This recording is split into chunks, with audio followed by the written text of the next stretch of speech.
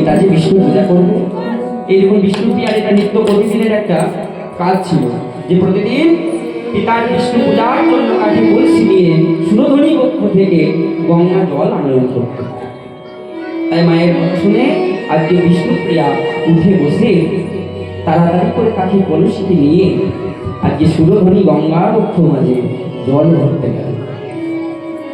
জল ভরতে গেল বটে, জল ভরলো বটে, জল ভরে সেই কলসির জল আবার পুনরায় সুরধনী কক্ষ মাঝে ফেলে দিয়ে ফাঁকা কলসিটা কাঁখে করে বহন করে ঘরে ফিরে ওই ঘরের ভেতরে না বসে ঘরের বাইরে ওই চাপা চম্পক বৃক্ষের তলায় আনমনা চিত্তে বসে গেল।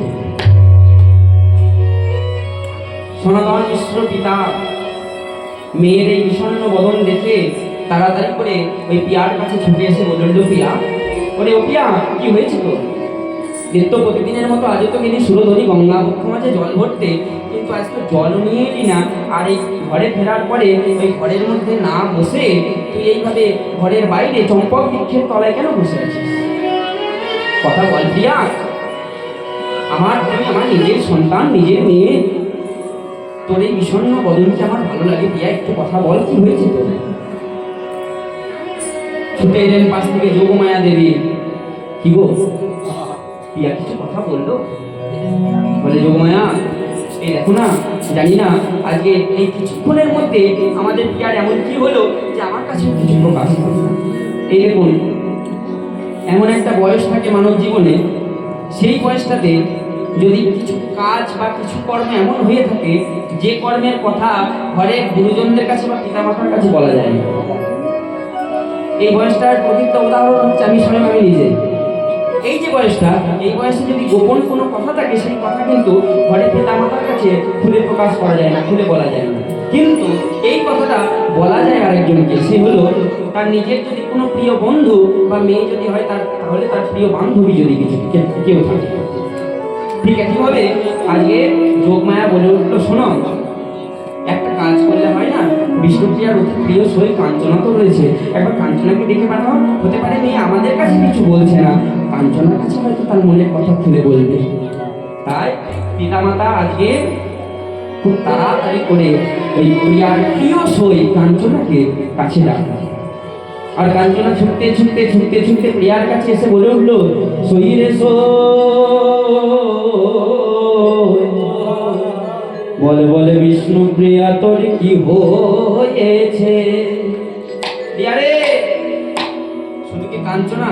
না না, কাঞ্চনা নয়, পদকর্তা প্রিয়ার বিষ্ণুপ্রিয়ার এই মরম দশা দেখে কত সুন্দর করে কলমখানি দিয়ে দিলেন পদের মাধ্যমে। তিনি বললেন, দেখো দেখো জগৎবাসী, একবার চেয়ে দেখো আজকে বিষ্ণুপ্রিয়াকে দেখে কি মনে হচ্ছে জানো? দেখো মরমে মরে আছে, মরমে মরিয়া আছে, মরিয়া আছে, সনাতন তনয়া।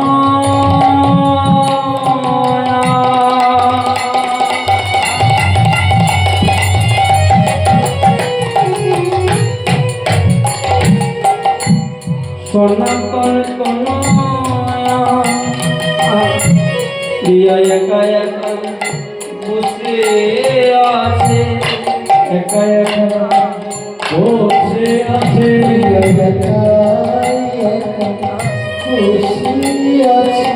অমন করে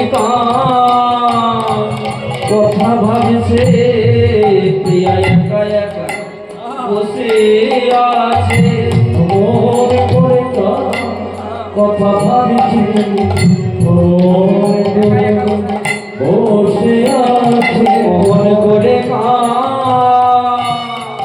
কথা ভাবছে, প্রিয়া একা একা বসে আছে, মনে করে কথা ভাবছে,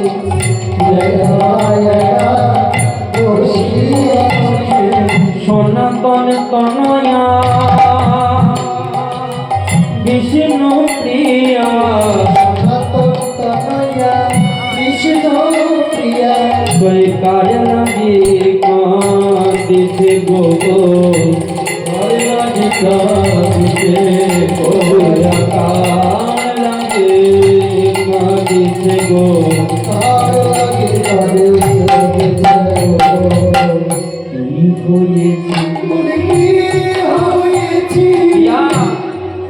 খুঁজেছি আমি কে হয়েছে বল না কথা তোর কি হয়েছে বল না কথা কে হয়েছে তুই বল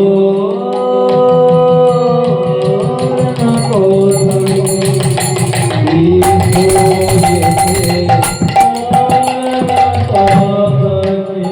হয়েছে কেন এমন করে বসে আছে বল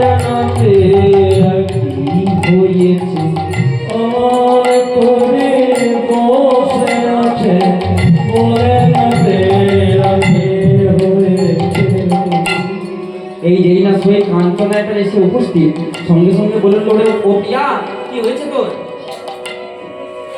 তোর পিতা মাতা সত্তর আমার কাছে গিয়ে বলল দেখো না বিষ্ণুপ্রিয়া কি হয়েছে একাকি কেমন ঘরের বাইরে বসে বসে কাঁদছে শোন পিতা মাতার কাছে বলতে পারিস নি আমি তো তোর মরণ সই আমি তো তোর প্রাণের সই আমার কাছে একটু প্রকাশ করে বল কি হয়েছে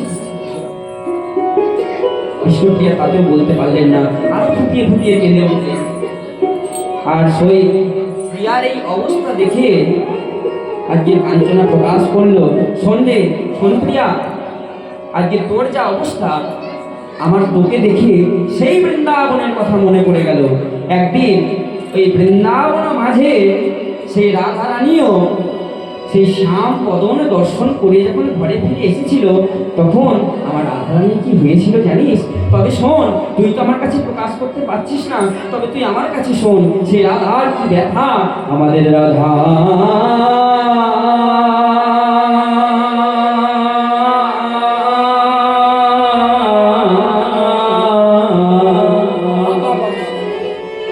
রাধার কি হলো অন্তরে ব্যথা গো কি হলো অন্তরে ব্যথা রাধার কি হলো অন্তরে ব্যথা গো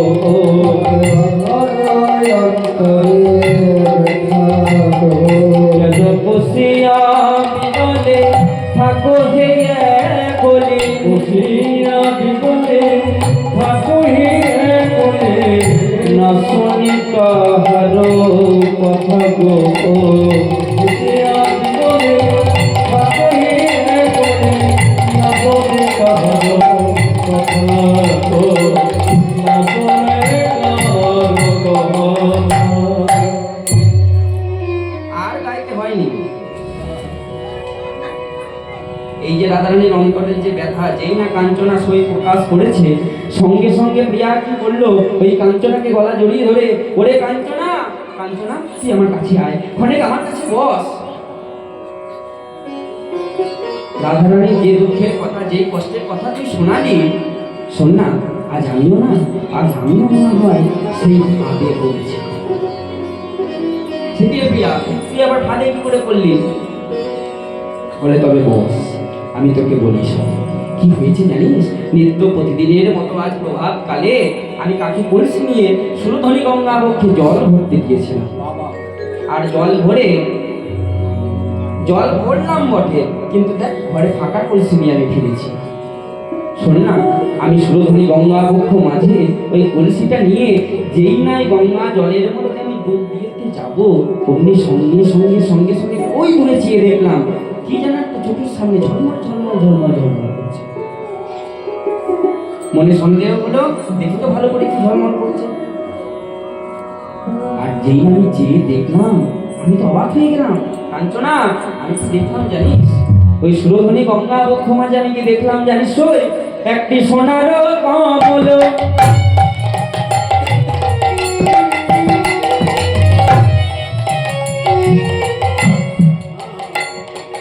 ওই সুরধনী জলে সোনার কমল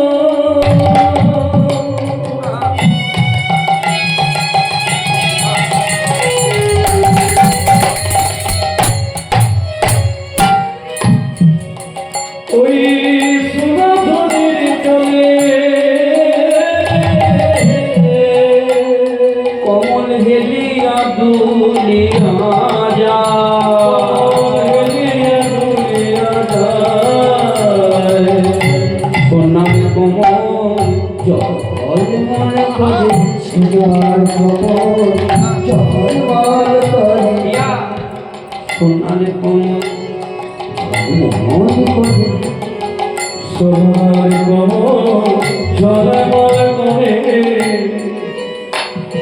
কাঞ্চনা, ভাবতে পারছিস গঙ্গা পক্ষ মাঝে ডুব দিয়ে যেই না আমি উঠে দাঁড়িয়েছি, উঠে দাঁড়িয়ে আমি দূরে নয়নখানি গিয়ে চেয়ে দেখলাম, কি এটা আমি কোনোদিন স্বপ্নে কল্পনা করতে পারি না। আমি কি দেখলাম জানিস, এক সোনার কমল মানে সোনার পদ্ম, সেই সোনার পদ্মটা ওই সুরধ্বনি গঙ্গা পক্ষ মাঝে ভাসছে। সে কি রে পিয়া, সোনার কমল যদি হবে তাহলে সে জলে ভাসবে কি করে? তার তো একটা ওজন আছে, সে তো জলে ডুবে যাবে।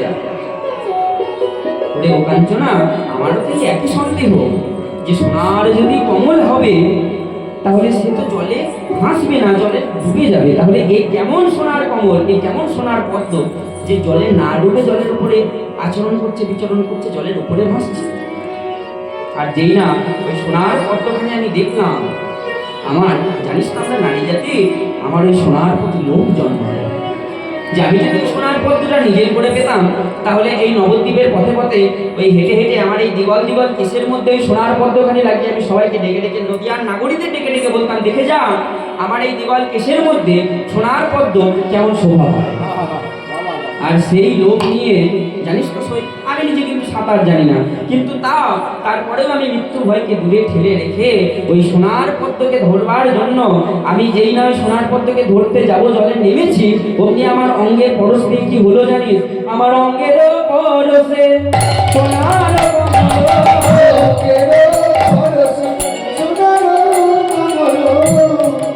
ও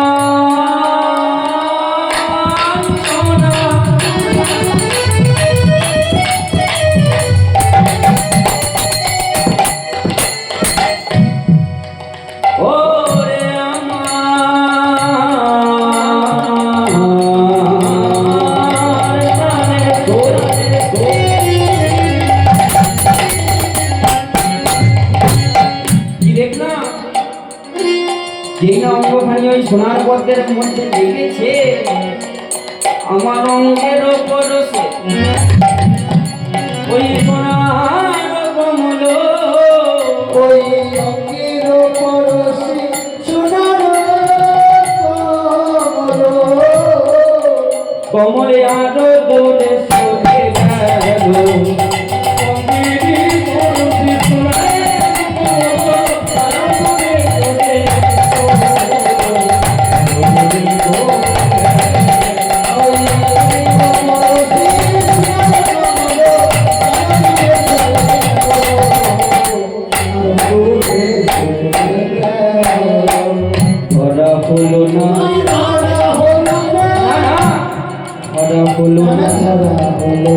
সেই সোনার কোমল নানা ভরা হলো সোনার ভরা হলো সোনার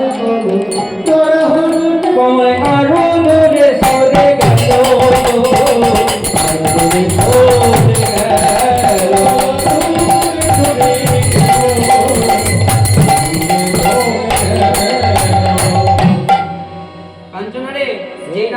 পরশখানি পেয়েছে ওই সোনার পদ্ম সোনার কমলটা আরো গঙ্গার দূরে চলে গেল। এবার আমি কি করে যাব? এবার গেলে তো আমি ডুবে যাব, এর মধ্যেই আমার বুক পর্যন্ত গঙ্গা জল, এরপরে যদি আরো নামি তাহলে তো আমি ডুবেই যাব। কিন্তু তারপরেও আমি আমার প্রাণের ভয়কে একদমের জন্য দূরে সরিয়ে রেখে এইবারে ওই সোনার পদ্মকে ধরবো বলে পুরোপুরি ভাবে ওই সোনার কমল সোনার পদ্মের মধ্যে দিলাম আমার বক্ষখানি দিয়ে জড়াইয়ে ধরে দিলাম এক ঝাঁপ। এইবারে আমি কমলকে কি করলাম জানি, আমি বাহু বসাইয়া সোনার কমল, আমি বাহু বসাইয়া সোনার কমল, কমল বক্ষের মাঝে চলেছিল মাঝারে ভরে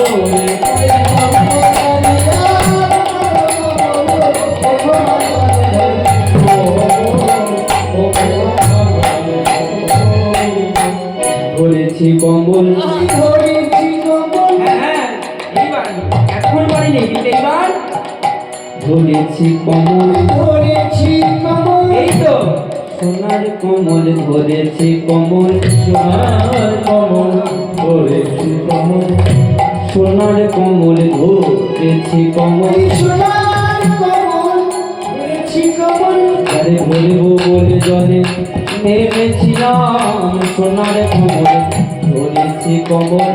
ধরবো বলে নেমেছিলাম, সোনার কমল ধরেছি কমল। কমল বক্ষের মাঝে ধরেছি গো, তোমার গো।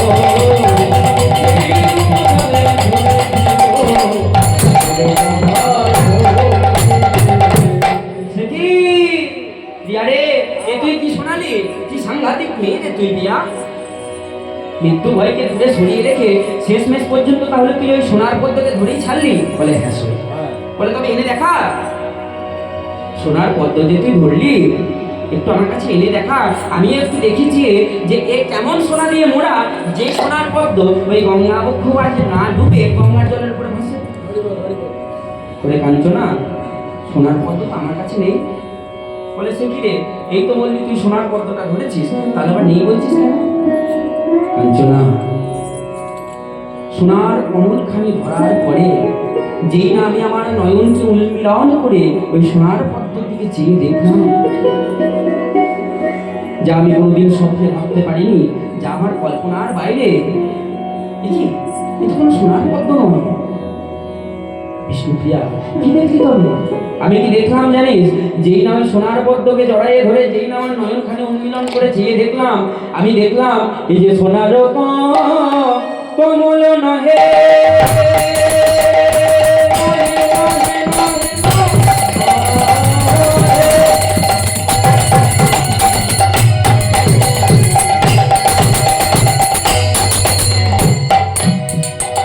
আমি দেখলাম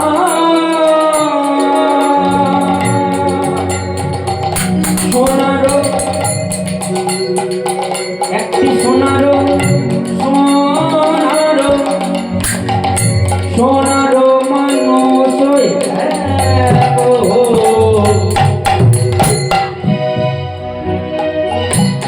মানুষ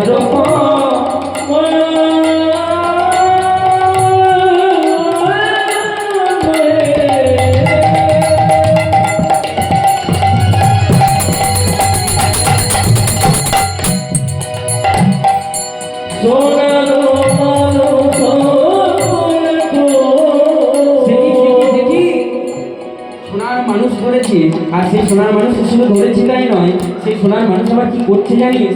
মুখ চাহি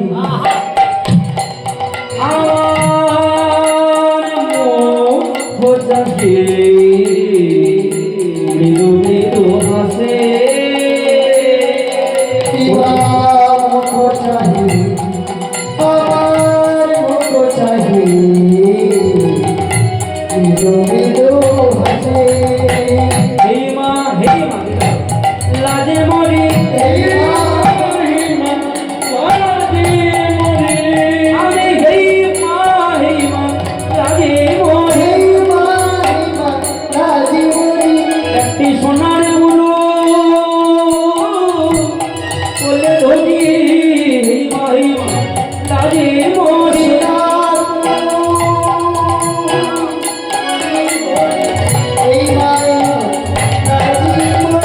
তারে ধরিতে নারী আরে ছাড়তে নারী হেই মা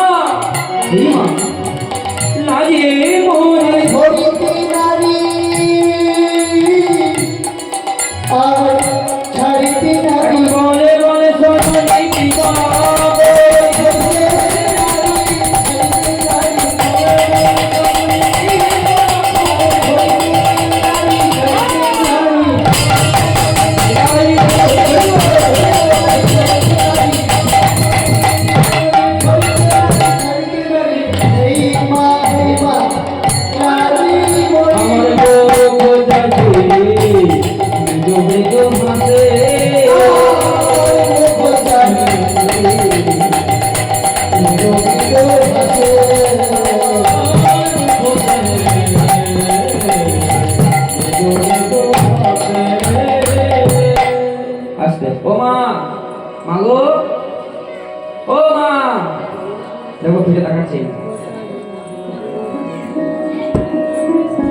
বলি রাগ বেশি হয়ে যাচ্ছে?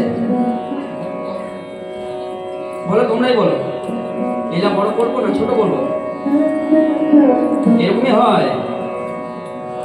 এরকম একটা আসলে হয়েছে, বুঝলে? অনেক ভক্ত গান শুনছিল, শুনতে শুনতে শুনতে শুনতে একজন একজন করে সবাই উঠে চলে গেছে। যেতে যেতে যেতে যেতে দুইজন আসলে শেষে থেকেছে। আর ওই দুইজনকে নিয়ে পুরো আসরটা গান করেছি। গান করার পরে তাদের ওই আগে আসর থেকে নেমে তাদের চরণ ধরে নিজের মাথায় ধারণ করে বললাম, বাবা, তোমাদের মতো ভক্ত জীবনে দেখিনি, আজকে তোমরা ছিলে বলে গানটা আমি আনন্দ পেলাম। ওই দুইজন ভক্ত কি বলে উঠলো না? একজন ভক্ত বলে উঠলো, আমি কি আর সাথে আছি? ওই যে শতরঞ্জিনের উপর দাঁড়িয়ে গান করছে সেই বুঝি আমার গান শেষ না হলে বাড়ি নিয়ে যেতে পারছে না। আর আরেকজন ভক্ত কি বললো বলুন তো? সে হচ্ছে মাইক ম্যান। সে হচ্ছে আমি টাকা নিয়ে কন্ট্যাক্ট করে রেখেছি, মাইকটা তো চালাতে হবে আমাকে। এই হচ্ছে হরিবাসের অবস্থা। এরকম হয়ে যাবে না তো? যদি না বলো তবে আমি লীলাটা বড় করবো। ঠিক আছে, চলো তাহলে। আজকে কাঞ্চনা শুনে অবাক, সে কি রে, এ তুই কি শোনালি? বলি ঘাটে কি অন্য কেউ ছিল? ওই বাবারে, তুমি তারপরে আবার দুজন উঠে পালাচ্ছে। সই ঘাটে কি অন্য কেউ ছিল? বলে না, ঘাটে আর অন্য কেউ ছিল না। বলে ভাগ্যিস ছিল না, যদি ওই ঘাটে অন্য কেউ থাকতো তাহলে না জানি তোর নামে কত না কলঙ্ক করলো। ওরে সই,